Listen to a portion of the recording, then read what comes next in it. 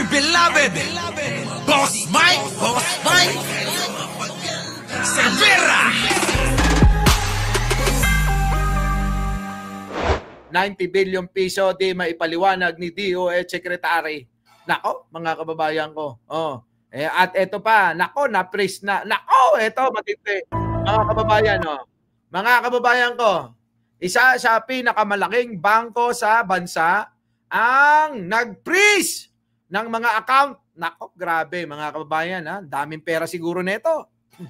Na-freeze bank account ng mga diskaya, di na ma-access. Nako, mga kababayan, kinumpirma ng abogado ng mag-asawang kontraktor na sina Curly at Sara Diskaya na na-freeze ng isa sa pinakamalaking bangko sa bansa ang kanilang account kahit wala pang utos mula sa BSP, Korte o AMLA. Nako, mga kababayan ko, bakit? Pwede, ganito ho yan, ha? Baka awayin na ako ng kaibigan ko, ha? Ganito ho kasi yan, mga kababayan, ha? Eto. Sabi rito, mga kababayan, sa abot ng ating nalalaman, papaliwanag natin to. Kasi mga kababayan, ganito, kahit wala hong utos ng BSP, ng Korte, o ng AMLA, mga kababayan, maaari pong i-freeze ng bangko kung maraming mga nagkiklaim. Nakuha po ninyo? Kung maraming mga nagkiklaim. Nagets po ninyo, mga kababayan? Halimbawa po, ako ay mayroon pong nilagak sa kay Diskaya, mga kababayan. Ngayon po, nagkagagulo-gulo dahil dyan. Dahil sa kanila. Katayo pong mga taong bayan, pwedeng ayan mga kababayan, tinuturuan ko kayo. Pwede kayong pumunta sa bangko, diretso, para magreklamo. Nakuha nyo, mga kababayan ko? Pwede ho yun.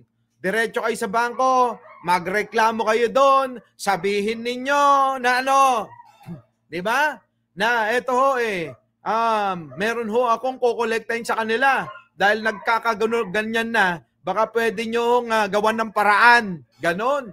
Lalo na, mga kababayan, kapag marami kayo. Pag ang dami-dami nyong ganon, sigurado hindi na ho kailangan ng utos ng BSP, hindi na ko kailangan ng utos ng Korte, at hindi na rin kailangan ng utos ng AMLA. Tumahimik na si Libayan, Boss Mike, wala nang magalit. Ganun ba?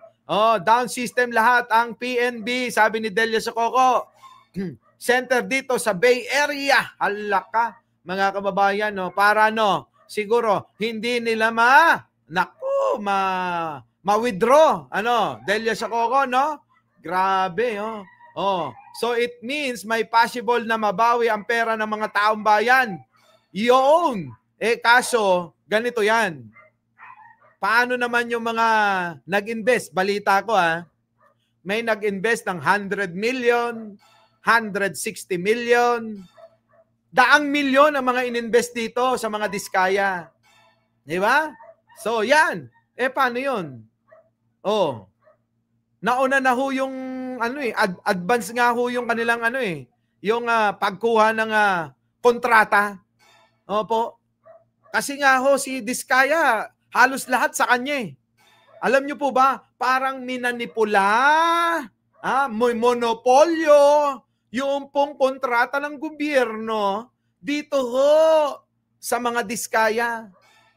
Minonopolya nila. Lalong-lalo na nung panahon ni Digong. Grabe, Tindi. Matitindi, mga kababayan So yan po, mga kababayan Sa mga may reklamo pa, maaari ho kayong dumulog, hanapin ninyo sa mga bangko. Kung maaari siguro na yung mga nagpapris dyan doon sa bangko na yon mismo nagdeposito o pumasok yung kanilang mga pera na in advance, di ba? Money laundering. Yan. Ngayon, pwede na siyang mag-money laundering. Noon legal na legal Legal na legal ang pagnanakaw nila ngayon, mga kababayan, makibaka, wag matakot, sabi ni Ben Winchin. Walastik na mga ito, mga kababayan. Ha? Ayan. Oo. 'Di ba? Attorney. Ha? Baka isa ka. Hindi, oh. Isa-isa. Bahala sila dyan. Oo, ha? Oh, manipulado talaga. Oo! Ay, biruin mo naman panahon ni Digong. Halos lahat ng proyekto, yung mga malalaki sa kanila napupunta. Di po ba? Oh. Hindi pa ba yung pagmamanipula, mga kababayan ko? Kasi ganito yan. Kayang-kayang manipulahin talaga. Marami na nagsasabi na kayang-kayang manipulahin ito pong mga kontrata sa pamamagitan ng ginagawa ng Diskaya. Inamin niya na sabay-sabay nakikipagbidding yung siyam na kumpanya niya. Yung siyam na yun, mga kababayan, na naglalaban-laban sa bidding, kahit saan sino manalo, kay Eva, kay Adan, kay Diskaya, kay Gerald, kung ano pa, kay Alpha Omega, mga kababayan, kanya rin yun Kahit saan mapunta O ano tawag doon? Moro-moro yun. Di po ba? Moro-moro lang Kaya yun ang nangyayari, mga kababayan, kahit na paikot-ikotin ang bagsak ng kontrata kay Diskaya. Ngayon, ayaw niyang mahirapan dahil ang katotohanan, kulang ang kanyang manpower. Inamin niya 200 lang, mga kababayan, kulang yan. Ang gagawin ngayon ni Diskaya, dahil napanalunan niya na yung pong kontrata, yung proyekto, ngayon maghahanap yan. Nag-uunahan pa yung mga subcontractor. Idol, madam, boss, amo, Panginoon. Baka naman meron kang proyekto dyan, isa-subcon ko na. Ganon, mga kababayan. Ngayon, ano nangyari? Si Diskaya kumikita ng hindi nagpapagod ng husto. Ang nagpapagod, mga kababayan, yung pong subcontractor. Sila na magtutuloy ng mga proyekto. Tapos etong si Diskaya, palibasa, nakuha na yung kwarta, nakuha na yung pera, kumita na ng milyon-milyon, daang milyon, wala nang pakialam sa proyekto, basta binigay niya na doon sa subcontractor. Hindi na mahalaga sa kanya kung natapos yung proyekto o kung ginawa ba talaga yung proyekto.